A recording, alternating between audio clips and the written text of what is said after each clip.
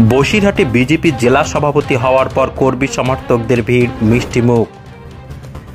উত্তর ২৪ পরগনা জেলার বসিরহাট মহকুমার বসিরহাট বিজেপির সাংগঠনিক জেলার নতুন জেলা সভাপতি হলেন সুকল্যাণ বৈদ্য।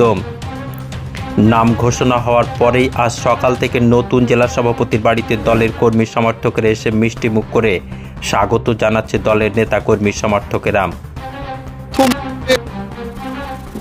যারা আমাদের দলের কার্যকর্তা আছেন, প্রাক্তন কার্যকর্তা এবং গত কমিটির বলিষ্ঠ কার্যকর্তা ছিলেন, তাদের সকলের সাথে মিট করা, নতুন এবং সমস্ত কার্যকর্তা কর্মী সমর্থকদের সাথে কথা বলা, তাদের সঙ্গে মিট করা করে একটা নতুন টিম তৈরি করা, পুরনো নতুন সবাইকে নিয়ে, এটা আমার প্রথম কাজ হবে।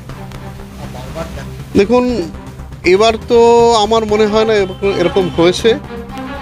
তার উদাহরণ যদি বলেন, আমি নিজেই তার উদাহরণ। আমি দীর্ঘদিন সংঘ গণনার সঙ্গে যুক্ত ছিলাম, তারপর বিজেপি সংঘ থেকেই আমাকে বিজেপিতে দেওয়া হয়েছিল যোজনা করে, তো বিজেপির কাজ করছি। তো পার্টি এতদিন আমাকে দেখেছে, দেখার পর আমার উপর ভরসা রেখেছে, আমাকে করবো। সবাইকে, যত পুরনো নতুন কার্যকর্তা, যদি এই লড়াই জিততে হয় এবং জিতবই আমরা, তার জন্য নতুন পুরনো সমস্ত কার্যকর্তাদের একসাথে নিয়েই লড়াই করবো।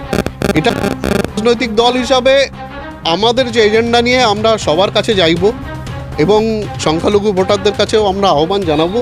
এখন শিক্ষিত এবং রুচিশীল পরিশীলিত সংখ্যালঘুদের মধ্যে অনেক চেঞ্জ আসছে, তারাও বুঝছে যে কিভাবে মেরুকরণের চেষ্টা করা হচ্ছে টিএমসি এই সরকার, তাদেরকে কিছু কিছু সুযোগ সুবিধা পাইয়ে দিয়ে তাদের যে জীবনযাপনের যে মান উন্নয়নের যে প্রক্রিয়া, সেটাকে বাধা দিচ্ছে।